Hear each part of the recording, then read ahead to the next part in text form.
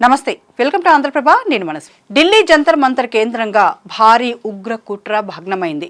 West బెంగాల్కు చెందిన హమీం మండల్ అనే వ్యక్తి జంతర్ మంతర్ వద్ద జరుగుతున్న నిరసనల్లో పోలీసు యూనిఫామ్ ధరించి అక్కడ కుట్ర పన్నాడనే విషయం తాజాగా బయటపడింది. ఆ ప్రాంతంలో అలజడి సృష్టించడంతో పాటు వెస్ట్ బెంగాల్ సీఎం సువేందు అధికారిని సైతం టార్గెట్గా చేసుకున్నట్లు స్పష్టమైంది. మరి ఈ ఉగ్ర కుట్ర వెనుక ఉన్నది ఎవరు? ఢిల్లీ జంతర్ మంతర్ను ఎందుకు వీళ్ళు కేంద్రంగా చేసుకున్నారు? ఈ భద్రతాపరమైన కారణంగానే కేంద్ర ప్రభుత్వం ధర్మేంద్ర ప్రధాన్తో రాజీనామా చేయించిందా అనే విషయాలను ఇప్పుడు తెలుసుకుందాం. పశ్చిమ బెంగాల్ రాష్ట్రంలో ఎన్ఫోర్స్మెంట్ ఏజెన్సీలు ఒక భారీ అత్యంత ప్రమాదకరమైన ఉగ్ర కుట్రను సమర్థవంతంగా భగ్నం చేశాయి. పాకిస్తాన్ కేంద్రంగా కార్యకలాపాలు సాగిస్తున్న నిషేధిత ఉగ్రవాద సంస్థ జైషే మహమ్మద్ అనుబంధ నెట్వర్క్కు చెందిన కీలక అనుమానితుడిని స్పెషల్ టాస్క్ ఫోర్స్ పోలీసులు అరెస్ట్ చేయడంతో ఈ సంచలనాత్మక విషయాలు వెలుగులోకి వచ్చాయి. తూర్పు బర్ధమాన్ జిల్లాలో హమీం మండల్ అనే ఉగ్ర అనుమానితుడిని ఎస్టీఎఫ్ దళాలు అదుపులోకి తీసుకున్నాయి.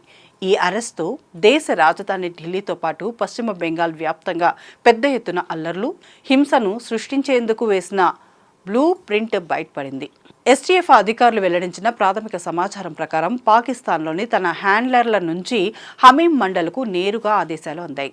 దేశ రాజధాని ఢిల్లీలోని జంతర్ మంతర్ వద్ద వివిధ అంశాలపై జరుగుతున్న నిరసన ప్రాంతాల్లోకి హమీం పోలీసు యూనిఫామ్ ధరించి చొరబడాలని పథకం రచించాడు.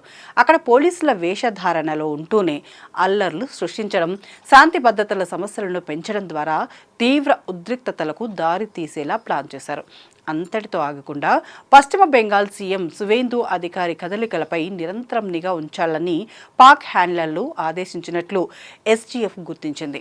ముఖ్యంగా భద్రత తక్కువగా ఉండే ప్రాంతాలు, వారు పర్యటించే మార్గాలకు సంబంధించిన సున్నితమైన సమాచారాన్ని సేకరించి పాకిస్తాన్కు చేరవేసే పనిలో హమీం ఉన్నట్లు పోలీసులు నిర్ధారించారు.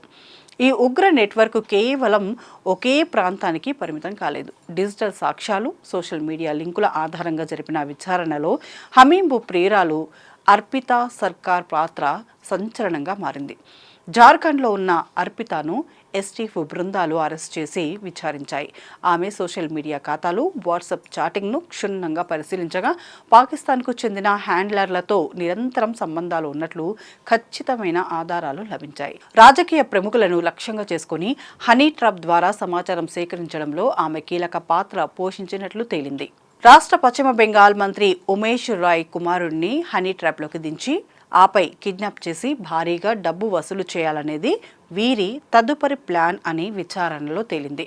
అర్పితా సర్కార్ ఇప్పటికే పలువురు రాజకీయ నాయకులను, ప్రభావవంతమైన వ్యక్తులను తన హనీ ట్రాప్ వలలో వేసుకొని వారి ద్వారా రాబట్టిన కీలక సమాచారాన్ని, రహస్యాలను హమీంకు చేరవేసినట్లు పోలీసులు గుర్తించారు. ఆ సమాచారం హమీం ద్వారా పాకిస్తాన్ ఉగ్ర సంస్థలకు చేరింది. ప్రస్తుతం నిందితులను కస్టడీలోకి తీసుకున్న ఎస్టీఎఫ్ ఈ నెట్వర్క్లో ఇంకా ఎంతమంది స్థానిక ఏజెంట్లు ఉన్నారు, వీరికి అందుతున్న ఆర్థిక సాయం ఎక్కడి నుంచే వస్తుందనే కోణంలో దర్యాప్తును వేగవంతం చేసింది. నిజానికి ఢిల్లీ జంతర్ మంతర్ వద్ద ఇలాంటి దేశ వ్యతిరేక శక్తులు చాలానే వచ్చి చేరాయి. ఈ ఉద్యమం భారీగా సాగుతున్న సమయంలో ఏదైనా జరగవచ్చనే ఇంటెలిజెన్స్ రిపోర్టులు సైతం ప్రభుత్వానికి చేరాయి. అందువల్లనే కేంద్ర మంత్రి ధర్మేంద్ర ప్రధాన్తో రాజీనామా చేయించి పరిస్థితిని గాడిన పెట్టే ప్రయత్నం చేశారు మోదీ. అలా చేయకపోతే ఎంత ఘోరమైన జరిగి ఉండేదని అంటారు నిపుణులు. మరి ఈ విషయంపై మీ అభిప్రాయం ఏంటో కామెంట్లో తెలియజేయండి.